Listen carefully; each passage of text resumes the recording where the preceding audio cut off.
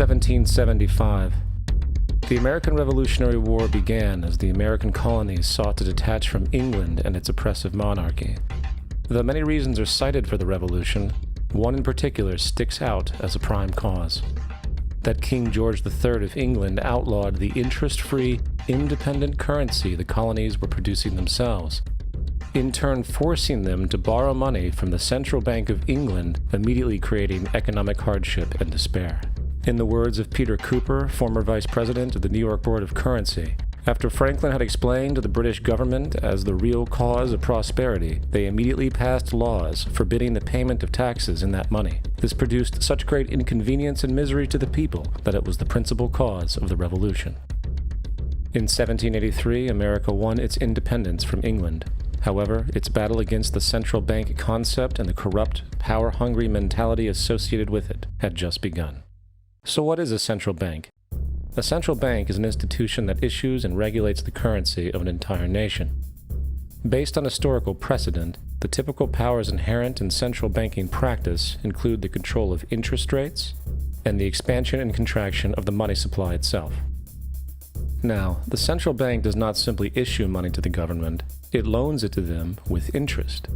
Then, through the mechanisms of increasing and decreasing the supply of money, the central bank essentially regulates the value of the currency issued. It is critical to understand that the entire structure of this system could only produce one thing in the long run: debt. It doesn't take a lot of ingenuity to figure this scam out. For every single dollar produced by both the central bank and its regulated commercial banks is loaned at interest.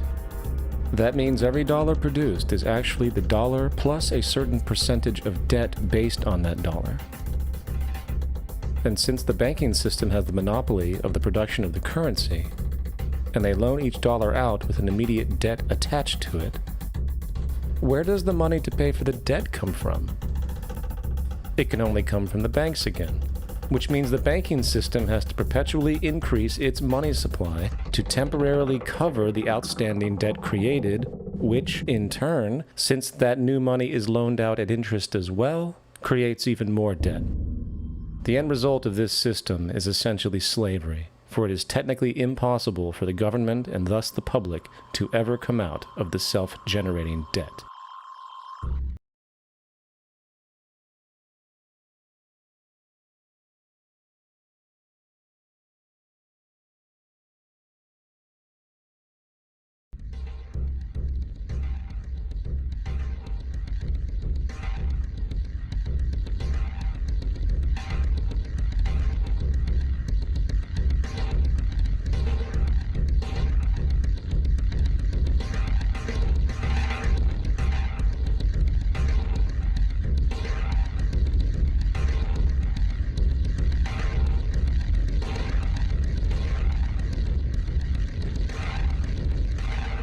By the early 20th century, the U.S. had already implemented and removed a few central banking systems, which were maneuvered into place by ruthless banking interests.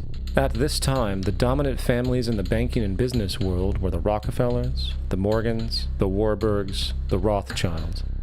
And in the early 1900s, they sought to push, once again, legislation to create another central bank.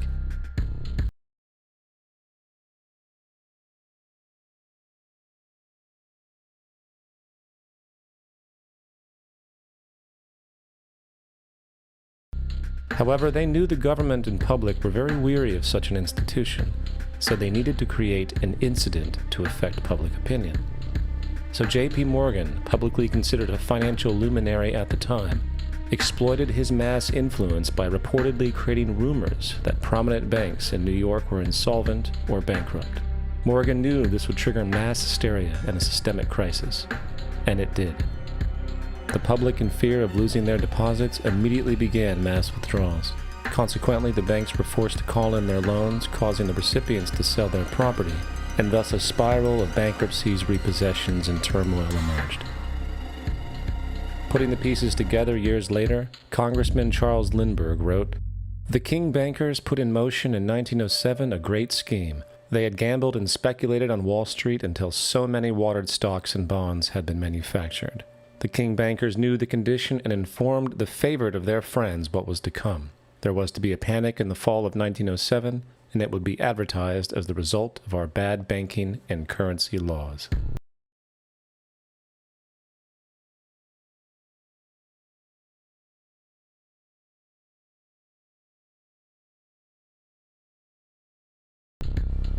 The Panic of 1907 led to a congressional investigation headed by Senator Nelson Aldrich, who had intimate ties to the financial powers and later became part of the Rockefeller family through marriage. The commission led by Aldrich recommended a central bank should be implemented so a panic like 1907 could never happen again. This was the spark that the bankers needed to initiate their plan. And in 1910, a secret meeting was held at a J.P. Morgan estate on Jekyll Island off the coast of Georgia.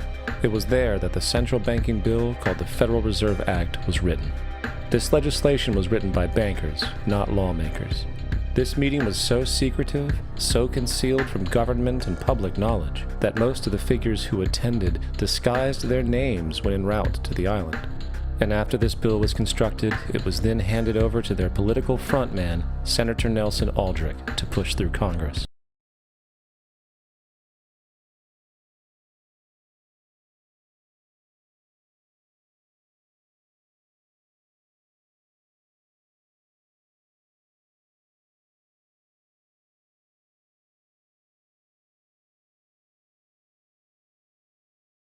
And in 1913, with heavy political sponsorship by the bankers, Woodrow Wilson became president, having already agreed to sign the Federal Reserve Act in exchange for campaign support.